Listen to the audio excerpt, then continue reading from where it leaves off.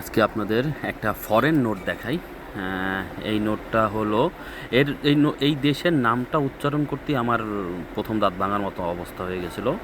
হ্যাঁ, এই নোটটা হলো পলিমার নোট। বাংলাদেশে যে 10 টাকা একটা পলিমার নোট ছিল ওই রকম।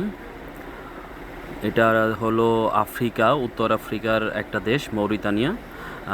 1960 সালে এটা ফ্রান্সের কাছ থেকে স্বাধীনতা লাভ করে। এই নোটটার পরে আমি এই দেশটা সম্পর্কে একটু রিসার্চ করি, একটু ইউটিউবে সার্চ দিয়ে এর সম্পর্কে একটু ঘাটাঘাটি করি, তারপরে এর সম্পর্কে আমি কিছু জানি।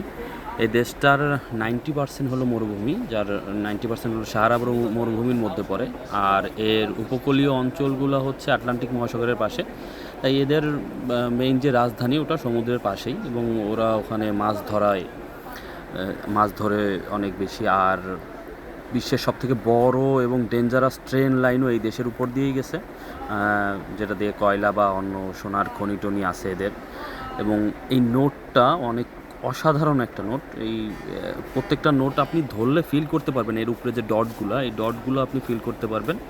এবং এইখানেও ডট দেয়া আছে, এই উপরেও কিছু ডট দেয়া আছে। এইখানের ডটগুলো আসলে কেন দিছে আমি বুঝতে পারি না, হয়তো বা অন্ধ লোকরা যেরকম পড়াশোনা করে যে ডট, ওই রকম কিছু ডট দেয়া। নোটটা আসলেই অসাধারণ।